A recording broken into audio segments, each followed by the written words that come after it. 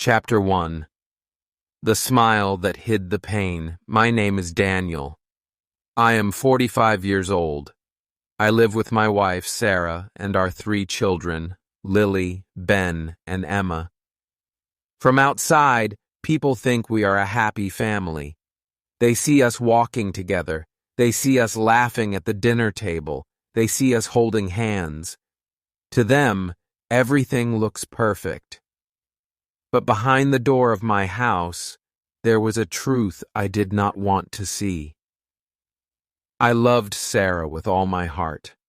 I trusted her. I gave her my time, my money, and my love. She was once married before me. The 3 children were from that marriage, but I never cared about that. I never called them stepchildren. They were mine. I cared for them when they were sick. I worked extra hours to give them good schools. I stayed awake at night when they had fevers. Many times I told myself, "Daniel, this is your family. You are their father now. Be proud." I thought my wife saw my efforts. I thought she respected me. I thought she loved me. But sometimes when I looked at her face, I saw something strange. She smiled, but it was not deep. It was a smile that looked far away. I often told myself, "She is only tired. Do not overthink." But my heart never felt at peace. One evening I was sitting at the table waiting. She told me she was going to see her friends. She came back late. I asked her, "Sarah, where were you? Are you okay?" She touched my shoulder and said softly, "Don't worry, Daniel.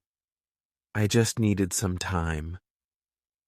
Her words were gentle, but inside me, something cracked. I wanted to believe her, but my chest felt heavy. The next night I saw her on her phone. She was smiling at the screen. When I walked close, she quickly locked it. I asked with a small laugh, "Why are you hiding? Who are you talking to?" She paused for a moment and then said, "It's just an old friend." I nodded, but inside me I felt fire. I whispered in my heart, why would she hide a simple friend? Why did her eyes turn cold for a second? I started not icing small things. She dressed with more care when she said she was going out. She checked her phone late at night. She laughed at messages when she thought I was not watching. Each small sign cut me deep. I kept telling myself, "Daniel, do not doubt her. A marriage must have trust." But the voice inside me grew louder. One day I held her hand and asked, "Sarah, do you still love me the way you used to?" She looked at me for a long time, then smiled. "Of course I do," she answered. But my heart did not believe it. Her smile felt empty. Her words felt thin. I sat in silence that night, staring at the ceiling, whispering to myself, why do I feel her slipping away? Why do I feel so alone next to the woman I love? The children were happy. They laughed and played. They thought everything was normal. I carried the pain alone. I did not want them to see my doubts. I told myself, "Be strong, Daniel. Do not let them see you break." But when I was alone, my tears came. I asked the empty room, "What am I doing wrong? Why is my wife hiding from me?" Every smile she gave me began to feel like a mask. Every touch felt lighter. My love was real, but I feared hers was not. My chest ached with every secret moment I could not reach. And yet, I still hoped. I hoped she would come to me and say, "Daniel, I am only yours." That night, as I sat in silence, I whispered to myself, "I feel a storm is coming. I feel the truth will break me soon." My eyes filled with tears, and I prayed that my family would not fall apart. Chapter 2. The Phone I Never Knew. The doubt in my heart grew heavy. I wanted to trust Sarah, but her smile and her silence told me there was more. I tried to push the fear away, but one evening, the truth came close to my hands. I was sitting in the living room when Sarah left her bag on the chair. She went into the kitchen, and for the first time, I saw something I had never seen before. A phone. It was not the phone she used every day. It was another one. Small, hidden, but real. My chest felt tight. My hands shook. My voice inside said, "Daniel, this is it. This is what she hides." I did not touch it. I only looked. My heart beat faster, and it was hard to breathe. When she came back, she quickly moved the bag away. She smiled at me and said, "Are you okay?" I forced a smile back and answered, "Yes, I'm fine." But inside me, I was not fine. I was hurt. That night, I could not sleep. I turned on my side, watching her breathe, watching her face in the dark. I whispered to myself, "Sarah, who are you talking to? Why do you need a secret phone? Am I not enough for you?" My eyes filled with tears, but she never saw them. The next day, I decided to speak. I told her softly at the table, "Sarah, I feel something is wrong. You are far from me. Please, tell me the truth." She looked at me with calm eyes and said, "Daniel, you are imagining things. I love you. Please don't think like this." Her words were soft, but my heart still felt restless. In the evening, she said she was going out. "Just meeting a friend," she told me with a smile. I looked into her eyes and asked, "Do I know this friend?" She paused for a moment, then said, "It's nothing important." She kissed me on the cheek and left. My hands were cold. My heart felt heavy. I sat alone and whispered, "Why are you doing this, Sarah? I gave you everything. I loved your children as mine. I stood by you. Why is that not enough?" The pain was deep, but I stayed quiet because the children were in the other room. Hours later, she came back. She smelled of perfume, her eyes glowing in a way I had not seen for years. She said quickly, "Don't wait up next time, Daniel. I don't want you to worry." I nodded, but inside I felt weak. The days after that were harder. I noticed how she guarded her bag. I noticed how she smiled at her phone in the bathroom. I noticed how she avoided long talks with me. The distance was not just in her body. It was in her soul. One night I tried again. "Sarah, please, tell me, are you happy with me?" She looked down, silent for a long moment, then whispered, "Yes, I am." But her voice was not steady. My eyes filled, and I said, "If you are happy, why do I feel so empty next to you?" She had no answer. She only held my hand and said, "Daniel, don't think too much." Her touch was soft, but it did not bring peace to my heart. That night, after she slept, I sat alone. I whispered to the walls, "God, give me strength. If the truth comes out, I don't know how I will handle it." My chest felt heavy, and my thoughts would not stop. I wanted to believe her words, but the phone, the secret, the smile, they were too strong for me to ignore. I knew the day was coming. The day I would open that phone. The day I would know the truth that could change my life forever. And I prayed, even as tears filled my eyes, "Please let me be wrong. Please let my wife still belong to me." Chapter 3. The night. My heart broke. I had seen the secret phone. I had felt the distance in Sarah's eyes. I had asked her for the truth, but she only gave me soft lies. My heart was heavy, but I kept quiet for the children. I thought maybe silence could save us. But silence does not heal. It only grows the wound.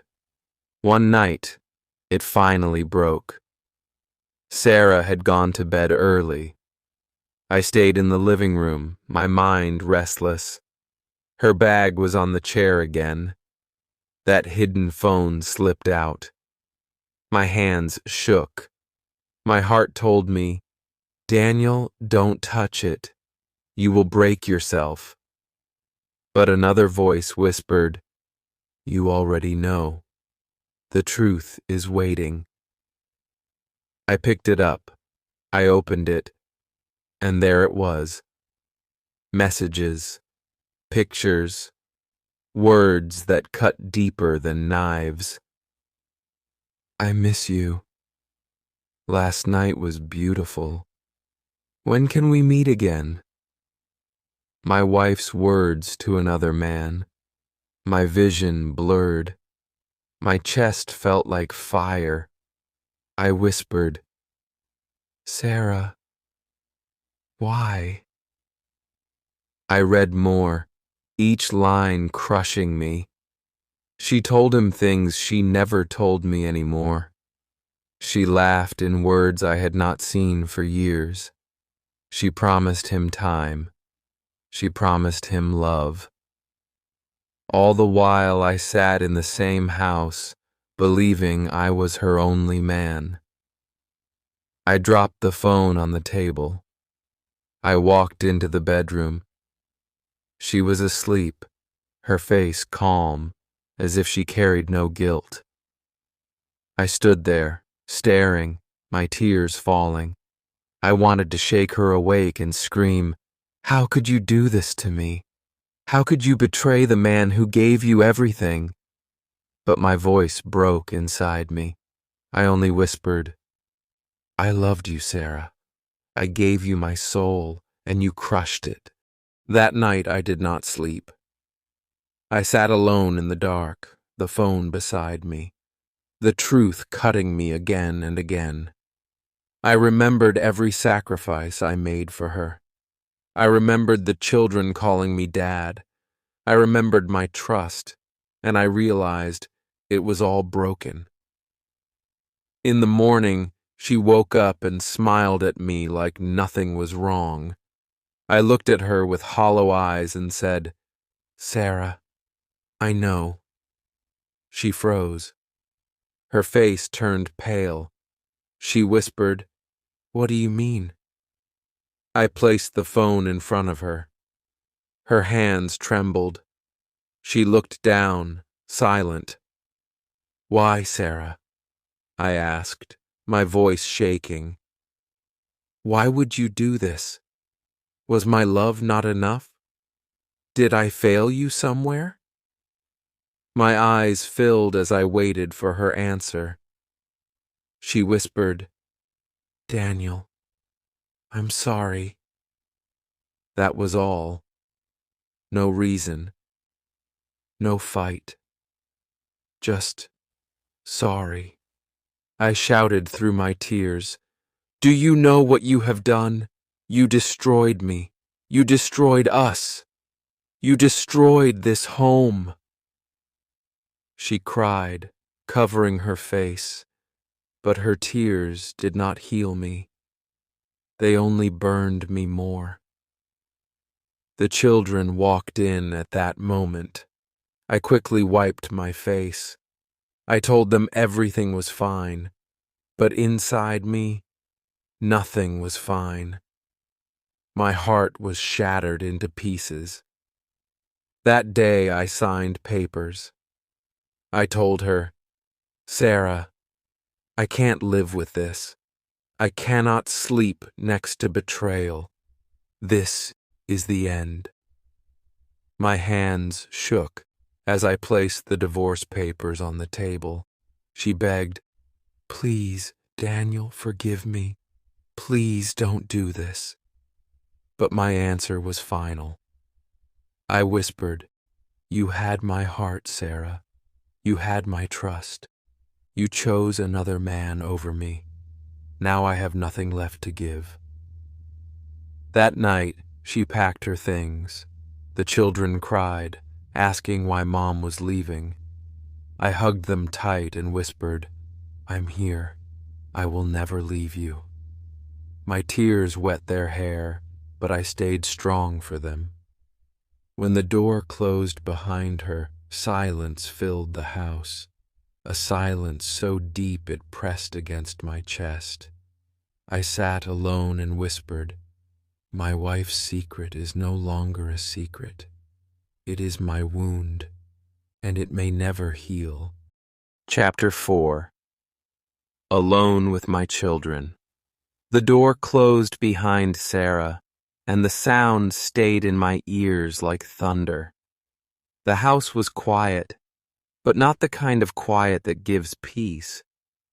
It was the kind of quiet that hurts. I sat with my head in my hands, wondering how everything broke so fast. The children came close to me. Lily asked in a small voice, "Dad, where is Mom going?" I looked at her innocent eyes and felt my heart tear again. I pulled her close and whispered, "She will not be here for some time, my dear, but I am here. I will not leave you." She held me tight and cried. Ben sat on the floor, his face red with confusion. "Did Mom stop loving us?" he asked. His words hit me hard. I shook my head quickly and said, "No, son. She loves you. She just made mistakes with me. You are not to blame. You are her heart, and you are my heart too." He started crying, and I pulled him close. Little Emma was too young to understand. She only said, "I want Mom." Her small voice broke me. I hugged her and whispered, "I know, sweetheart. I know. But right now, you only have me. And I promise I will love you enough for both." That night, I cooked a simple meal. We sat together at the table. The food was untouched. No one was hungry. The children looked at me for answers.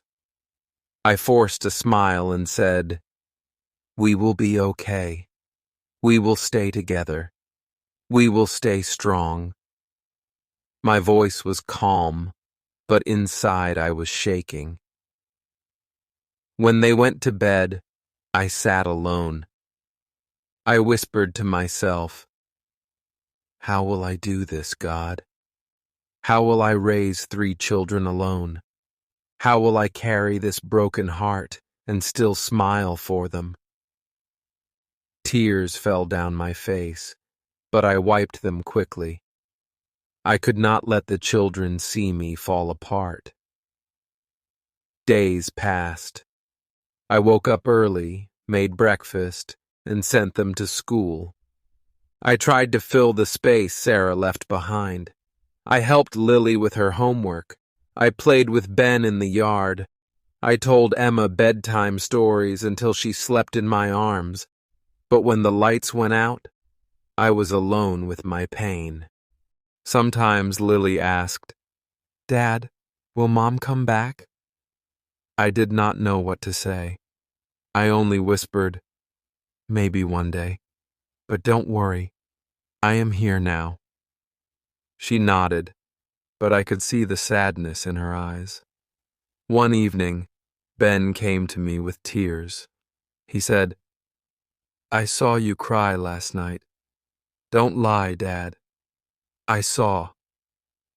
I held him close and whispered, "Yes, I cried, because I am human, because I loved your mom. But don't be afraid. Tears do not mean weakness. Tears only mean love was real." He hugged me and said, "I love you, Dad. Please don't leave me too." My chest broke again, and I whispered, "I will never leave you. Not in this life. Not ever." Emma often asked about her mom in her small voice. I told her, "She loves you, my dear. Always remember that." Even if Sarah betrayed me, I never wanted the children to hate her. They were innocent. They deserved love, not poison. Nights were the hardest. I lay awake, staring at the ceiling, asking myself again and again, did I make the right choice? Should I have forgiven her? Should I have tried harder? But deep inside, I knew I could not live with lies. I whispered to myself, "Daniel, you chose pain today, so they can have truth tomorrow." The children slowly adjusted. We made new routines. We laughed sometimes. We cried sometimes. But every smile from them gave me strength. I realized they were my reason to breathe. Still, when I closed my eyes, I saw Sarah's face. I heard her laugh with someone else. I felt the wound reopen, and I whispered into the empty room, "Why, Sarah? Why did you throw away the man who gave you everything?" That was my life now, alone with my children, carrying their hearts in my hands and hiding my broken heart inside. Chapter 5. Her Lover's Empty Promise. Sarah was gone. I tried to build a life for the children and for myself, but I knew her story was not over. Somewhere out there, she was chasing the man she chose over me. And in my heart, I feared what would happen when she learned the truth about him. Weeks later, I heard news from people who knew her. They told me Sarah was often seen with that man. She laughed with him in restaurants. She smiled as if she had no past, no family left behind. When I heard it, my chest burned. I whispered, "So this is the man she threw us away for. I hope he gives her what she is looking for." But deep inside, I doubted it. One evening, I received a message from Sarah herself. She wrote, "Daniel, I need to see you." My hands froze. I stared at the words, wondering why she wanted to see me now. Part of me wanted to ignore it, but another part of me, The part that still loved her once wanted to hear what she had to say. We met in a quiet place. She looked thinner, her eyes tired. She sat across from me and whispered, "He does not want to marry me." My heart pounded, but I stayed silent. She continued, "He told me I was fun for him, but he never saw me as a wife. He said he cannot take care of me and my children." Tears filled her eyes. "Daniel, I gave up everything for him, and now I have nothing." Her words stabbed me. I whispered, "Sarah, I warned you with my love. I gave you my trust. You broke it for a man who never cared. Why did you not see my heart?" She lowered her face, crying, "I was blind. I was foolish. I thought he loved me, but I see now it was only empty promises." I wanted to feel anger. I wanted to shout, "You deserve this pain." But when I looked at her, broken and regretful, my heart softened. I whispered, "You hurt me more than anyone else could. But I never wished this for you. I only wanted you to see my love." She reached out her hand, shaking. "Daniel, I regret everything. I regret leaving you. I regret hurting the, I pulled my hand back. My chest was heavy. "Sarah, forgiveness is not easy. My heart is full of scars. The children cried for you every night. Do you know how many times Emma asked for her mother? Do you know how many times Ben asked me if you still loved him? You broke them as much as you broke me." She sobbed, covering her face. "I know, and I hate myself for it. I don't ask you to forget Daniel. I only ask you to give me one more chance to prove I can be better." Her words hung in the air. My heart fought with my mind. I still loved her somewhere deep inside, but the wound was fresh. I said slowly, "Sarah, I don't know if I can trust you again. Trust is not a gift. It is built, and you tore it down with your own hands." She looked at me with red eyes and whispered, "Then let me build it again. Please, Daniel, let me try." I sat in silence, torn apart. My children needed stability. My heart needed peace. And my wife, the woman who broke me, was begging for another chance. That night, I walked home alone, whispering to myself, "Her lover's promises were empty. Now she wants me. But can I ever open my heart again? Can I risk being broken one more time?" Chapter 6. The knock on my door. Days passed after that meeting. Sarah's words stayed with me. Her tears, her regret, her broken voice, they followed me everywhere. I tried to keep my focus on the children. I tried to stay strong. But at night, when the house was quiet, I replayed her words again and again. Let me build trust again. Let me try. One evening, there was a knock at my door. I opened it, and there she was. Sarah. Her eyes were red, her hands trembled. She whispered, "Daniel, please let me in." My chest grew heavy. My heart raced.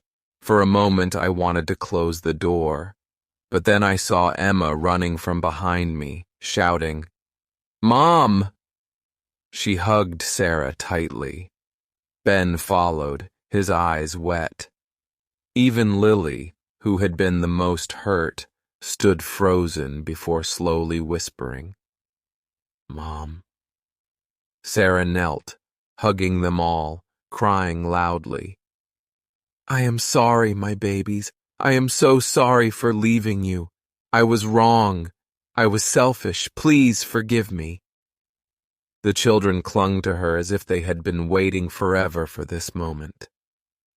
I stood there, silent, my own eyes wet. Later that night, after the children slept, Sarah and I sat at the table. She looked at me with trembling lips and said, "Daniel, I came to beg one more time. I know I destroyed your heart. I know I broke your trust. But please, for the children, for us, let me try again." I stared at her for a long time. My voice was low. "Sarah, you broke me into pieces. I gave you all of me, and you chose another man. You left me with our children crying at night. Do you know how hard it is to explain your absence to them?" Tears filled my eyes. "You don't just ask for forgiveness, Sarah. You earn it, and I don't know if you can ever earn mine." She reached out, her hand shaking. "Daniel, I don't deserve your love. I don't deserve another chance. But I promise I will spend every day proving that I will never betray you again. Please don't shut me out. Please let me rebuild this family." I pressed my hands against my forehead, whispering, "God, what do I do? My children need their mother. My heart still loves her somewhere. But my trust is broken. How do I let her in without breaking again?"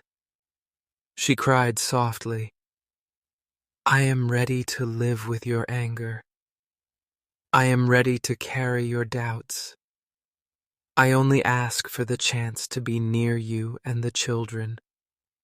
Let me be a wife again. Let me be a mother again." I looked into her eyes.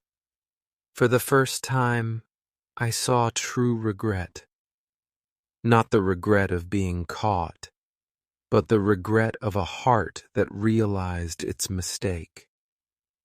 I whispered, "Sarah, I don't know if I can ever love you the same, but I will not punish the children by keeping you away. I will give you one more chance. Don't make me regret this." Her tears fell as she whispered, "Thank you, Daniel. I will not fail you again. I swear on my life, I will never hurt you again." That night, she stayed. The children woke the next morning to see their mother in the kitchen. They smiled wider than I had seen in months. Their joy gave me some peace, but inside me, fear remained. As I watched her laugh with them, I whispered to myself, "You are back, Sarah. But if you break us again, there will be nothing left of me to save." Chapter 7. One More Chance. Sarah was back in the house. The children were smiling again. They felt whole, as if nothing had ever broken. But inside me, the wound was still open. I had agreed to give her another chance, but every beat of my heart carried fear. In the first days, she tried to show change. She cooked for us. She helped the children with their homework. She asked me about my work. She touched my hand at the table, something she had stopped doing long ago. She whispered at night, "Daniel, I am yours, only yours." I wanted to believe her. Sometimes I almost did. But then the voice in my head said, "Remember her lies. Remember her secret phone. Remember the nights you cried alone. One evening, as we sat together after the children went to bed, she looked at me and said, "Daniel, I know you still don't trust me. I can see it in your eyes. Please, tell me what I can do." I stared at her. My voice was soft but sharp. "Sarah, trust is not a word. Trust is time. I cannot wake up tomorrow and forget what you did. I cannot erase the nights I held our children while they cried for you. You broke me. You broke us. And I will never be the same man again." Her tears rolled down. "I know, and I hate myself for it. But Daniel, I am not asking you to forget. I am asking you to watch me rebuild what I destroyed, one day at a time, one action at a time. Let me try." I held my head in my hands. "Sarah, I want to believe you. I want this family to heal, but I live with fear every second. When your phone rings, my heart stops. When you smile to yourself, I wonder who you are thinking of.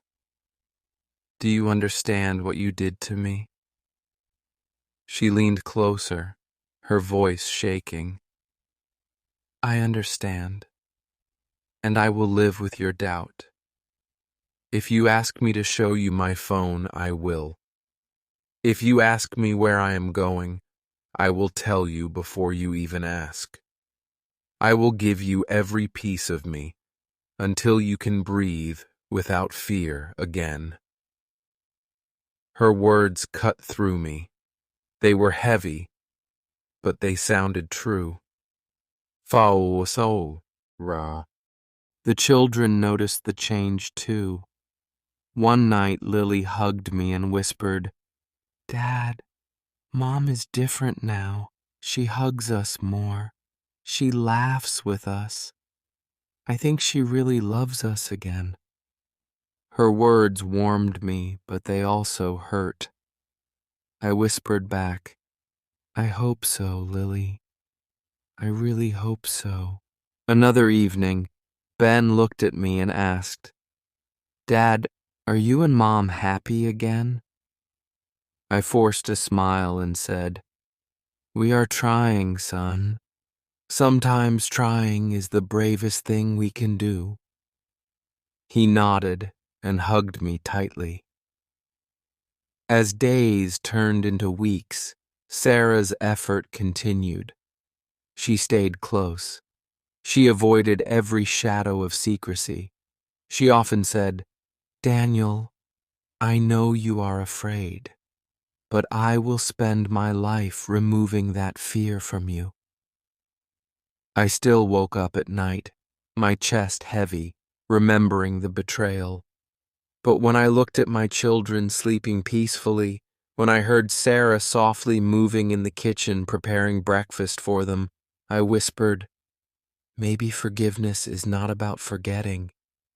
Maybe it is about choosing love even after pain." That night, before we went to bed, Sarah held my face in her hands and whispered, "Daniel, thank you for one more chance. I promise you this time I will not fail you." I closed my eyes, tears escaping, and whispered back, "Sarah, this is your last chance. Don't break it, because if you do, there will be nothing left of me to save." Chapter 8. Love with Fear. Inside. Life slowly found a rhythm again. Sarah was back in the house. The children were happy. They laughed, they played, they slept without tears. Seeing their joy gave me strength. But deep in my chest, fear still remained. Sarah worked every day to win me back. She showed me her phone before I asked.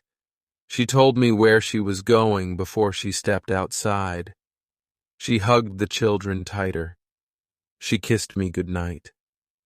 She whispered, "Daniel, I am not the same woman anymore. I will never make that mistake again." Her words were soft, and her actions were strong. But my heart carried marks from the past. Sometimes when the phone rang late, my chest felt heavy. Sometimes when she smiled alone, a shadow crossed my mind. But each time, she noticed my fear. She touched my hand and whispered, "Trust me, Daniel. I am yours." One evening, after the children went to bed, I sat with her at the table. I looked into her eyes and said, "Sarah, do you know what you have done to me? You hurt me once. Even if I forgive, the memory is still here inside me." She held my hand tight and whispered, "Yes, I know. And I will spend the rest of my life holding those memories gently. I don't expect you to forget. I only hope one day you will feel safe again." My eyes filled with tears. "You don't know how many nights I stayed awake alone. You don't know how many times I told myself you were gone forever. And now you are here. And I don't know how to stop being afraid." Her eyes filled too. She whispered, "Then let me carry that fear with you. Don't carry it alone. Let me be the wife you always deserved." The days went by, and slowly I saw change, not just in her, but in me. The children's smiles began to heal me. Sarah's loyalty began to soften my doubt. My heart still remembered the pain, but it also began to feel calm again. One Sunday, Emma climbed into my lap and said, "Dad, I like when Mom is here. You look happy now." Her little words touched me deeply. I hugged her and whispered, "Yes, sweetheart, I am trying to be happy. For you. For all of us." That night I walked into the bedroom. Sarah was waiting. She looked at me with wet eyes and whispered, "Daniel, do you still love me?" My chest was heavy, but I answered honestly, "Yes, Sarah, I still love you, but my love now carries fear. I am giving you my heart again, but this time it is fragile. Please, don't break it." She cried and hugged me. "I won't, not this time, I promise you." I closed my eyes, holding her close. For the first time in a long time, I felt her warmth as real. Not fake, not hidden. Real. And so my life found balance again. Not perfect, not without scars, but whole. Sarah was loyal now. The children had their mother and father together. I had love again, even with fear inside. I know I may never forget what happened. I know trust is delicate, but I also know forgiveness can heal. Today, I live with my family. My wife is by my side. My children call me Dad with joy. And I whisper to myself every night, "Daniel, you chose love again. And maybe this time, love will stay with you too." The end.